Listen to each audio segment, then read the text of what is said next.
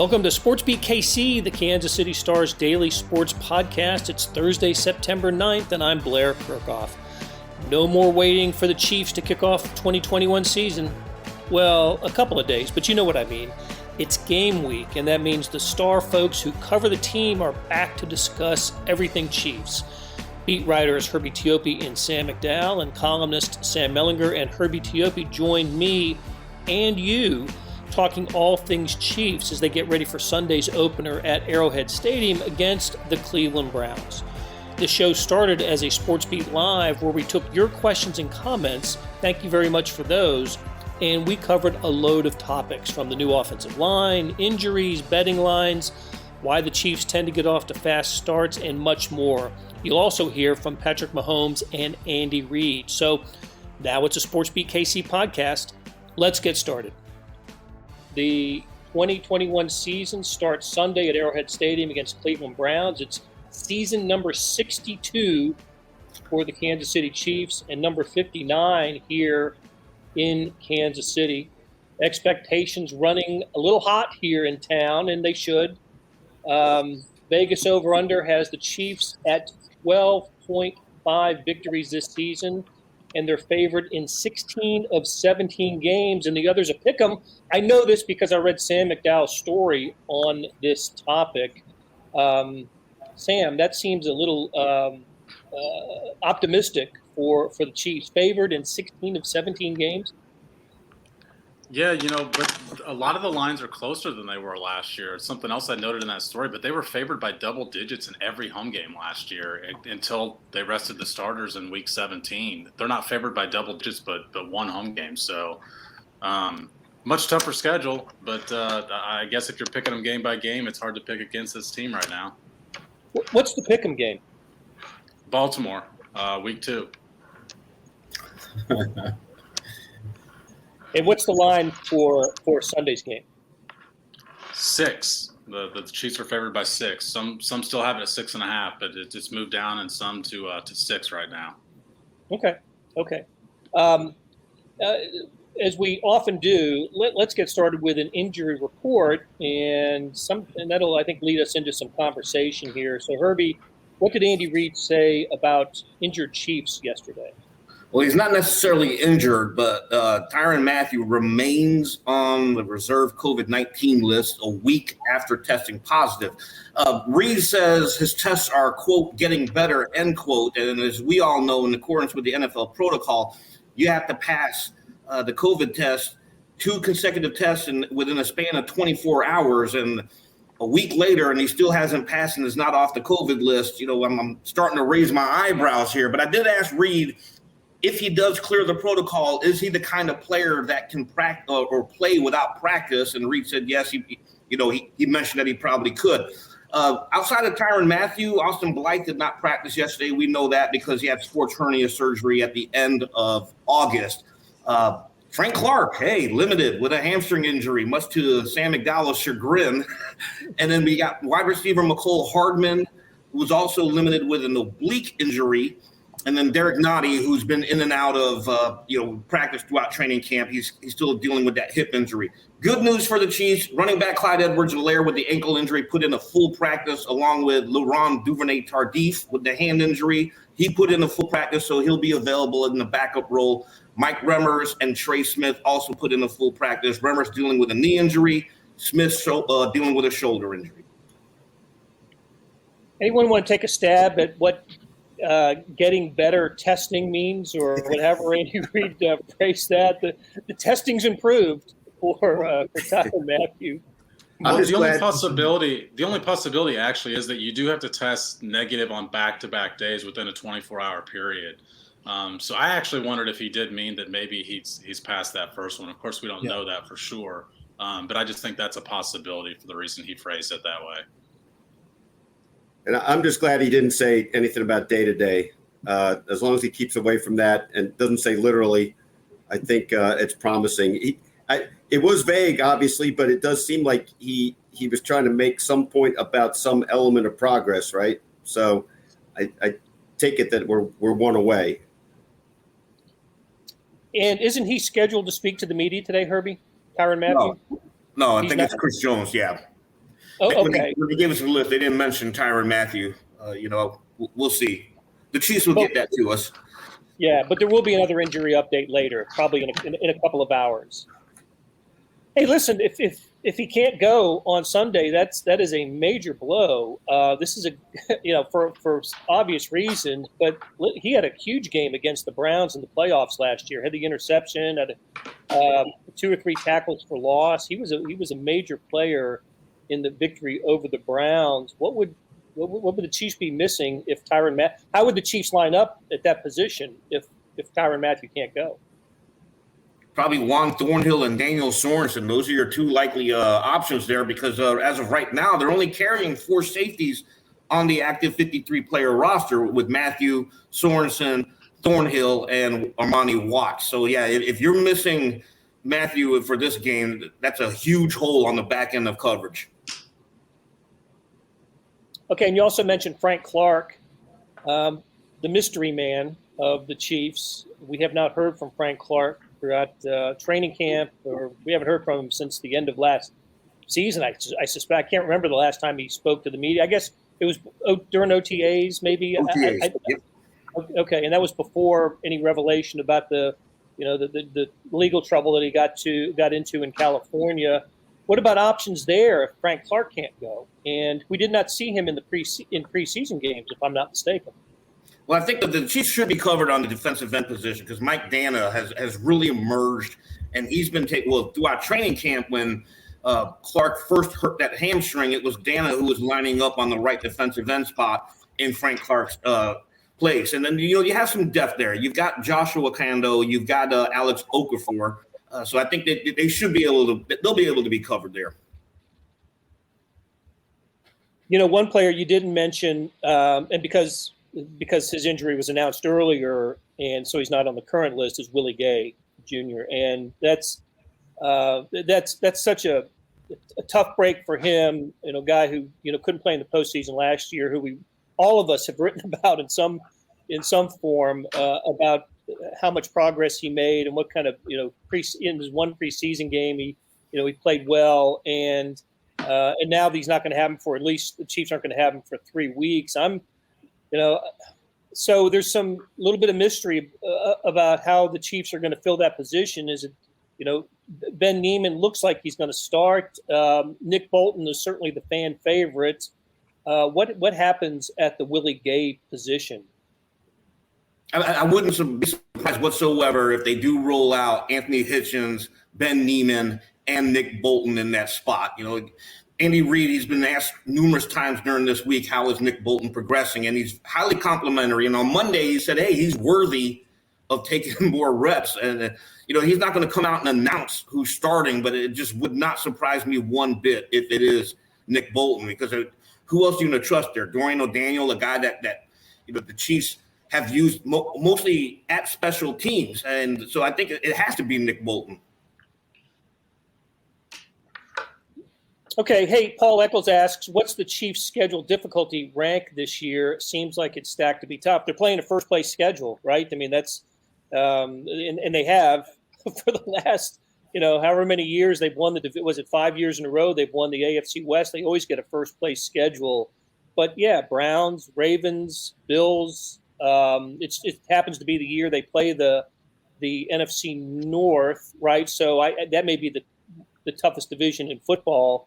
With the Ravens, Steelers, Browns, and again the first place schedule. What is it? Do we think going into the season, Sam, that it's a tougher schedule than previous years? No, it's actually, I think it's out of the top 10 this year. Part of that is because the 3 teams in the division have to play the Chiefs twice. So all 3 of those schedules are, even though they're not playing first place schedule, I think the Raiders have the toughest schedule in the NFL this year.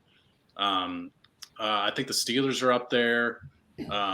But I think the Chiefs are actually like in that 10 to 15 range this year. Okay. I think they get the NFC East, right? So the NFC East has got to be the weakest division in football. It could, I think their out of division games are really difficult, but I think I think the Chargers could be good, but you get 4 games against the Broncos and Raiders, that's gonna pull it down a little bit. But it's still, I'm excited. I mean, especially early, getting the Browns. Was it Browns, Chargers, or Browns, Ravens, Chargers, Bills? They're all within the first 4, 5, 6 weeks. I think it's going to be fun. We're going to know a lot. It's not going to take a long time to figure out where this team is. And in the 17th game, the crossover game this year, they get the Green Bay Packers. So it's not like they got a rummy there. I mean, the Packers are coming to Arrowhead, and so there's that. All right, so a lot of the off-season storylines that ever since the Super Bowl loss to the Bucs, what the Chiefs did to improve. They're going to have 6 new starters on offense on Sunday, 5 of them at one position group. And Vahe, that's pretty significant to have an entirely new starting offensive line. And all eyes are on Orlando Brown and Joe Thuney and the 3 rookies on the right side and at center. So what do we expect from a brand new offensive line? Well, I think you look at each piece and everybody feels pretty okay about each piece, but I think it's about the collective. And there's some expression I heard once: the first pancake always has lumps. So I think it might be we'll see some lumps here in the early going, just because at least last I remember there was going to be 3 rookies in there, and no matter how good they are, no matter how natural they are, they're going to see stuff they haven't seen before. And promising start, nice foundation, but what that will look like in these first few weeks, I think the Chiefs even understand that there's going to be some moments where it doesn't gel completely, and they've got a formidable task across the line. And it is kind of interesting. I mean, it's a side point, but the Browns have everybody back on their offensive line. So it's just a little study in contrast there. The first pancake always has lumps. I like that. I want to point out, though, on that doesn't happen at IHOP. I'm just pointing that out. We have a pancake expert on the panel here. Let me toss in one other thing real quick, which is it we'll probably get into these numbers more later, but the Browns have had a lot of lumps in their pancakes on these openers for going back to 2005 since they've won an opener, which is really unbelievable. And meanwhile, the Chiefs in the Mahomes era are 10-0 this month, right? And Andy's never lost to the Browns. So there's a lot of things like that. But I think the number we'll be thinking about probably is the 22-17 from the playoffs last year and how close that was. And I think that's going to say more about what might be involved in this game than all that past stuff. Here's what Patrick Mahomes had to say about the Chiefs' fast starts in September as a starting quarterback. You guys have started off, I think, 4-0, 5-0, something like that, including your rookie year. Something you can put your finger on as to why you guys have been able to start all of these seasons so quickly? Yeah, I think we just stress the importance on starting the season fast. We have a very tough training camp, as everyone knows, where we really compete and go at it every single day at practice, and I think that prepares us to be ready to go from day one. And so I think just stressing the importance. We've kind of came out in my time at least with a lot of really good football teams up early in the season, and we know that if you lose a game in September, it could cost you at the end of the season as far as seedings if you're trying to get in the playoffs. And so we just stress the importance, knowing that we're playing a lot of really good football teams at the beginning of the year. And what's his touchdown to interception ratio in September? Anybody know that? I think it's 32-0. That makes for a decent passer rating, I understand. I don't know that for sure, but my guess is that would be a good passer rating.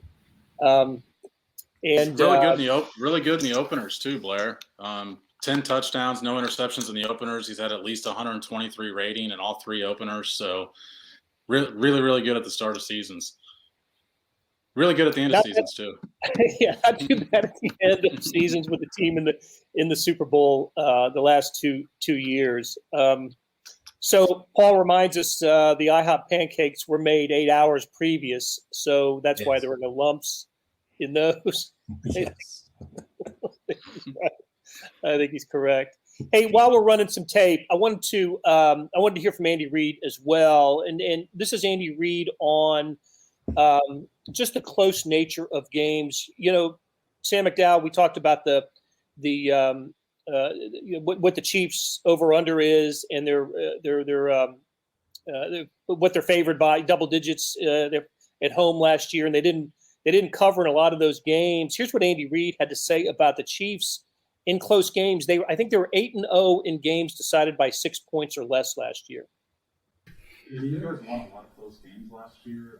When you look back at that, obviously you won 14 games. Was there something at the start of games maybe that put an emphasis to try and get out of this situation? Yeah, so we went through a little phase there where we didn't start fast, and but kind of picked it up as we went. And I tell you that, it's a crazy stat, but the number of games in this league that are determined by 7 points or less is ridiculous. It's there's so much parity. So I analyze those things and look at them, but to get better. But you prepare, obviously with all the situational football that you prepare for in case you're in that mode, just by the analytics of it. It's ridiculous. I think Andy Reid analyzes a lot of things. I don't think I've ever heard him say specifically what he analyzes. I thought that was kind of interesting for Andy. And of course, when you have a quarterback like Patrick Mahomes, you're going to have more success than not in those close games. So, Well, Blair, just a quick point on that, because I asked that question for a specific reason to Andy Reid yesterday. There certainly is a lot of parity in the NFL, but the Chiefs are one of the best teams, and therefore these games shouldn't be as close. A lot of those games we're talking about, I mentioned earlier that they were favored by double digits in a lot of those games where they're fighting off for the end. I looked up last year in the first quarter that they're 13th in the league last year in first quarter points at 5.4. 2 years ago, Mahomes' first year, they averaged 9 points a game in the first quarter. So there's been a dip in their production in the first quarter, and that's the reason they find themselves in so many close games late last year. So Mahomes talked to us about, Blair, you, Herbie, and me, he talked to us about the fact that there's a major emphasis on trying to get off to better starts this year.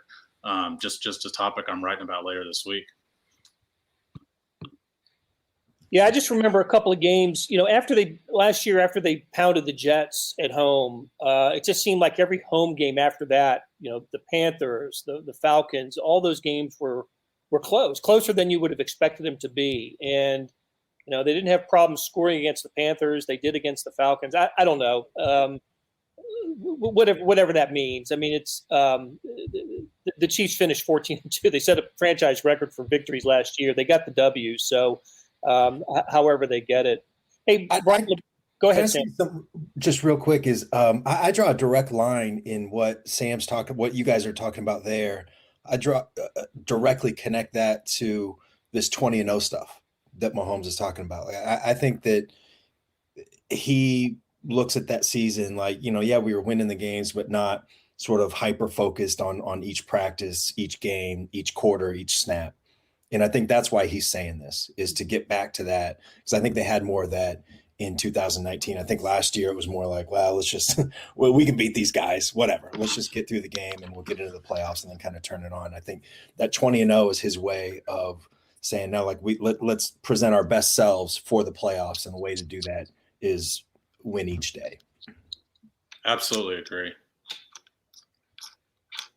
He's mentioned that more than once in the preseason, hasn't he? And usually in reference to being asked about the 20-0 comment he made in Lake Tahoe.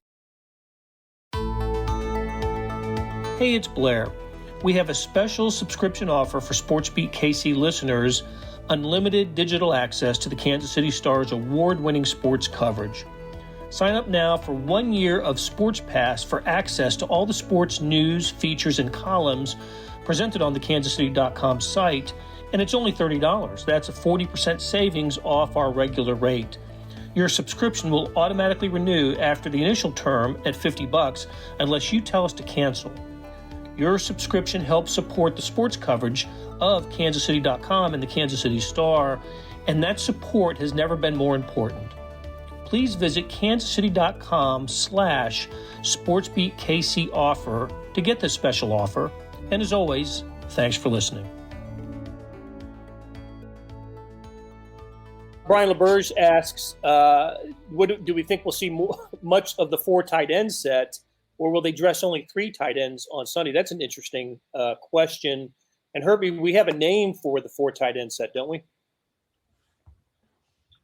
T-Rex, baby, 14 personnel. I think when you think about that package, it's certainly intriguing, but I don't think they're going to have 4 tight ends active every single week. It's going to depend on the opponent, what the opponent's defense, their tendencies, et cetera, because, the Chiefs like to exploit those kinds of things. So I would be very surprised if you have 4 tight ends active every single week. It'll depend on the opponent. Okay. Hey, and Jack Weaver. Hey, good morning, Jack. What do we think about the matchup between new offensive line and their defensive line? I think that goes back to something we were talking about earlier. All eyes are going to be on the Chiefs' offensive line, and they're going to get tested in this game like they were not tested in the preseason. What is it, Sam, about McDowell, about the Browns' defensive line that could give the Chiefs trouble? Well, they're really good, right? Myles Garrett is as good as anybody on the edge. They added Jadeveon Clowney, and they were already a good unit last year. So I think, I think Sam might have written something about as well, but it's the most interesting matchup within the matchup to me, because all eyes are on this new Chiefs offensive line, and what better way to figure out exactly how much they've improved it than facing this front 4. Here's the interesting thing to me on this one. The Chiefs spent a lot of time upgrading their offensive line. The Browns did the opposite and spent a lot of their capital during the offseason bolstering their defense. You mentioned Jadeveon Clowney. They also added Tack McKinley and so many other players, Malik Jackson, Anthony Walker. So, they made a conscious effort to bolster that defense, whereas the Chiefs did their offense. That's going to be a fascinating matchup heading into this game. I think the other things the Browns did is they got 2 free agents from the Rams secondary, Johnson and Tony Hill, who, in the Rams secondary, the Rams had the NFL's top pass defense last year. And you're right, the Browns, I think, improved. I think they're an improved team from the 11-5 from last season. And the Chiefs are favored for a reason, but boy, the talk that I hear from Cleveland media, just reading Cleveland stuff, is this is a pretty important game for them, but more important than a typical opener. And I think we're going to see a pretty competitive game on Sunday. So let's just talk about the season in general. Over/unders 12.5. If the Chiefs are going to go back to a 3rd straight Super Bowl, let's call it a 4th straight AFC Championship game, a 3rd straight Super Bowl, what has to go right for this team? What maybe do we need to see from this Chiefs team that we didn't see in their weakest moments a year ago that will convince us that this is another Super Bowl bound team? Vahe, what do you think? Well, one of the things, Blair, this is a little different than the way you're phrasing the question, but it's what I think about. I think they're going to have to sustain some early blows that maybe we haven't seen them sustain in the Mahomes era. I think we might see their first loss in September since Patrick's been the starter. I don't know if it'll be this week or at Baltimore, but I hold out that possibility just because of the X factor of the line.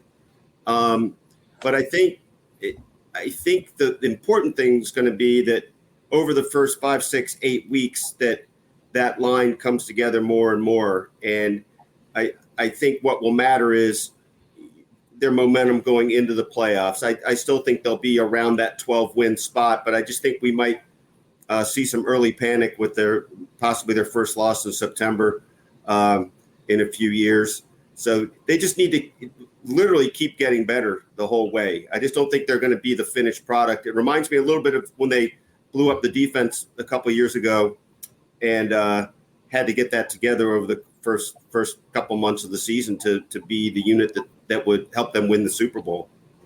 It's interesting to me that with this iteration of the Chiefs, there's been 2 times that they've kind of had a huge major change and sort of, back channel casual conversations, put out the message that, look, this is going to work. We believe in this. It's going to make a big difference, but there's going to be some ugly moments early. And the one is the defense, like Vahe just mentioned. And they were dead right on that. There were some ugly moments. And then it took until, it was that Mexico City game in November, shortly before Thanksgiving, if I remember right. And then the other one was the quarterback when they got a new quarterback in 2018. And that one did not take any time at all.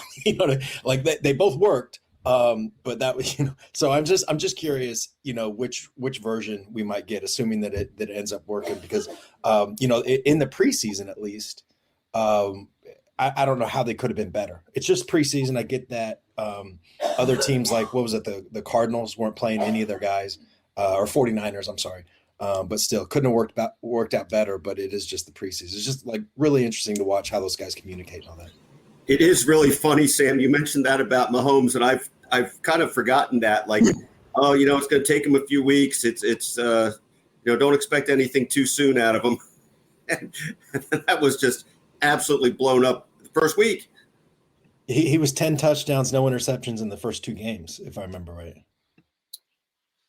He was. Remember, he slung that touchdown pass to Tyreek Hill against the Chargers in the soccer stadium for his first touchdown pass, and then he goes to Pittsburgh the next week, and I think he throws touchdown passes on the first 3 possessions of the game in Pittsburgh. It was quite amazing, actually.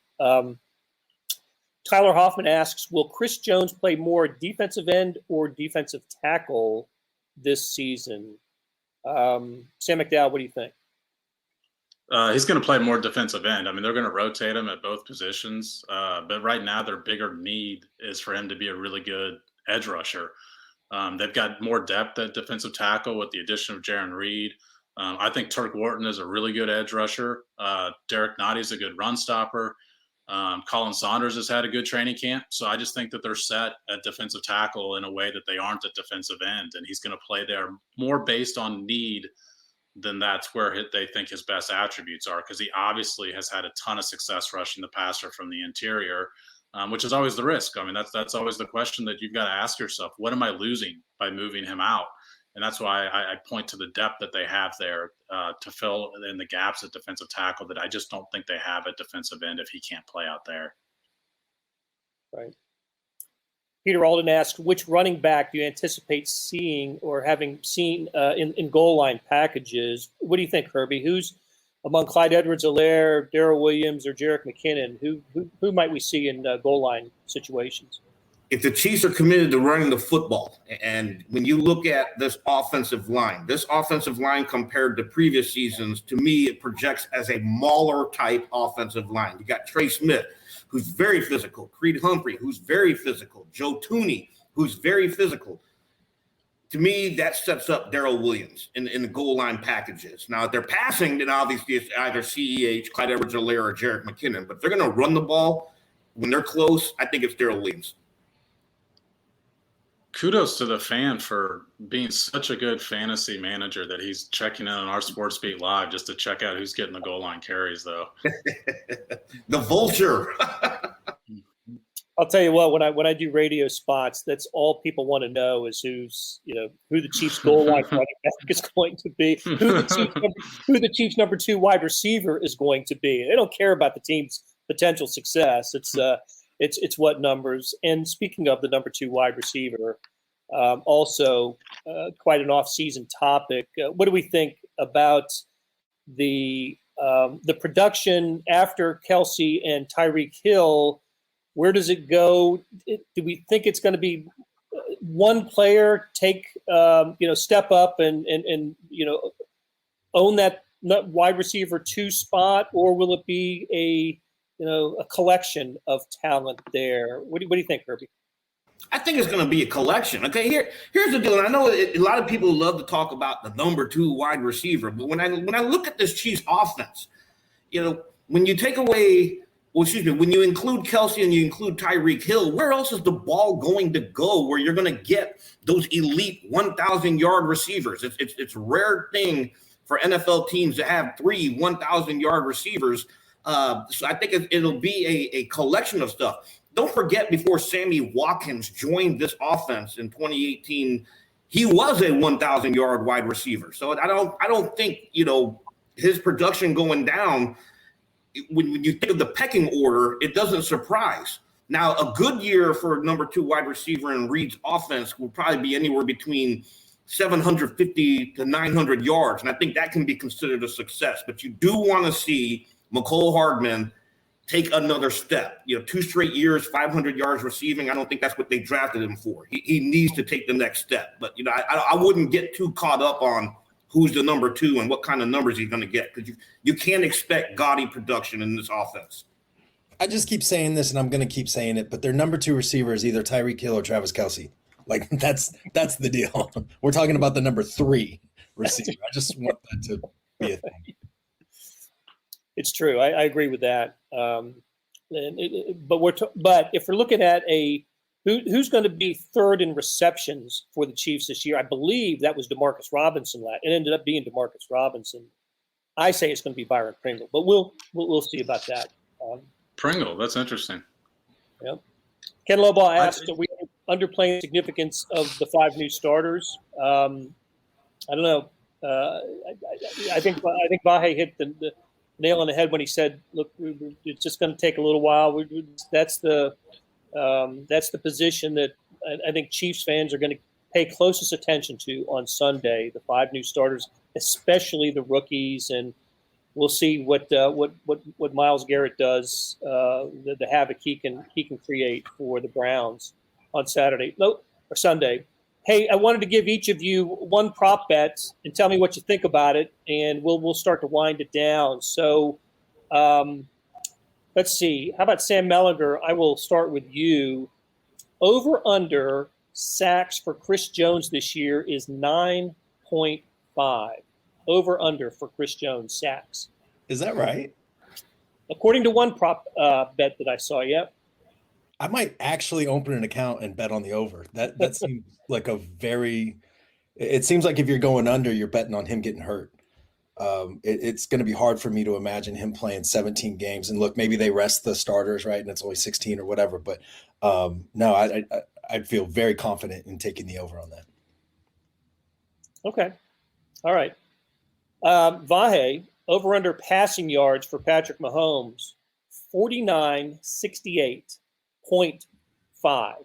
Keep in mind, the 0.5 could swing it. 49.68.5. I'm glad you threw in the 0.5, but I think I was going to go under anyway. If this team is what we think it might and could and should be, I think that's going to naturally mean a little more emphasis on the run, and it just seems to me that it'll be under that. That's an outrageous number, by the way. Like that's, I get that we have the extra game, but almost 5,000 yards is just that's the baseline now. Well, that is funny. Now that you say that, I'm like not even blinking an eye. Like that's where it's set. I mean, it is pretty preposterous. I mean, there's only been 11 seasons, right, of a 5,000-yard passer in NFL history. So, okay, Herbie, how about the over/under touchdown passes for Patrick Mahomes? 38.5. The 0.5 is going to do it for me. I'm going to take the over. How can you not? I mean, the man is capable of putting up 50 touchdowns, and I think I tend to agree with Vahe. They might try to run a little bit more, but ultimately this is Patrick Mahomes' team, and we all know Andy Reid loves to pass. So I'll take the over. Okay. All right. And for Sam McDowell, the over/under on Chiefs victories this year is 12.5. I think as long as the quarterback's healthy, they're going to win at least 14. I mean, they went 14-1 with Mahomes last year, and they have an extra game this year. And I realize the schedule's a bit more difficult, but I'd have a hard time seeing this team only go 12-5 as long as the quarterback's healthy. Okay. Paul Chamberlain weighs in. 4 times I'm typing a question, and you guys answer it in mid-typing. That's how good these guys are right here. That's how good this panel is. And these guys, we all have to get to a Chiefs practice. So injury updates are on the way, along with other information about the Chiefs. We'll hear from the coordinators today. And as Herbie said earlier, Chris Jones also talking to the media. Just a couple of announcements. We'll come to you again after Chiefs games this season. We're looking at Thursday mornings at 9:30, the time we started today, for our regular weekly Chiefs chat. You all have been great with your questions and comments. You make the show go. We really appreciate that. And I'm looking into the future here a little bit, and I see our Sunday football section is been printed. And please, what's the headline for it? Eyes on a reprisal. Please pick up a Sunday edition of the Kansas City Star to get one of those football sections. There are Gregorian and Mellinger columns, many stories by Herbie Teope and Sam McDowell. Pete Gradhoff has contributed. I think I might have one in there as well. It's great stuff, and we enjoy doing it. And one other sort of public service announcement: starting Monday, the morning sports edition is going to bring subscribers a ramped up and amped up daily sports report. We're talking 30 to 40 pages of locally and nationally meaningful content each day, packed full of the stuff you told us you wanted. So more Chiefs, more Royals, more sporting, more KU, Mizzou, K-State, KCNWSL, more of everything. So be on the lookout for that on Monday. All right, for Sam, Herbie, Sam, Vahe, and our producer, Beth Welsh, thanks for joining us. Thanks to all you all for your participation, and we'll talk to you after Sunday's game against the Cleveland Browns. That'll do it for today. Thanks to our SportsBeat KC production staff of Beth Welsh, Monty Davis, Jeff Rosen, Chris Fickett, and Savannah Smith. A tip of the cap to Herbie Teope, Sam McDowell, Vahe Gregorian, and Sam Mellinger for Talkin' Chiefs. Links to their stories can be found in the show notes and on kansascity.com. Hey, we got another deal for you. You can subscribe to Sports Pass for 99 cents a month. That's right, 99 pennies a month. Sports Pass is the online version of the Star Sports section. You get all the stories that appear in the print editions of the Star, plus additional stories that appear only on the website. And of course, they're posted first on kansascity.com. After 3 months, it auto-renews at $5.99 a month unless you cancel. And is a great time to subscribe. Read about what's going on with the Chiefs. They're playing their opener Sunday, if you hadn't heard. The Royals, oh my gosh, did you see how they lost to the Baltimore Orioles last night? The colleges, our soccer teams, and more. How do you get it? Go to kansascity.com/sportspass2020. That's kansascity.com/sportspass2020. Hey, and I wanted to call your attention to something else new. Maybe you know about the Star Z edition. That's a replica of the printed newspaper on your screen that comes with your digital subscription. Well, now there's an updated sports section produced separately that goes along with it. When you open up the e-edition, there's a box in the upper right-hand corner. Click on that, and you can access a sports page that includes the evening news like Royals outcomes and all baseball games. However you get the Star, I wanted to thank you because you're supporting the best sports and news coverage in Kansas City and helping us produce programs like SportsBeat KC. Thanks for listening. We'll be back on Friday with another episode.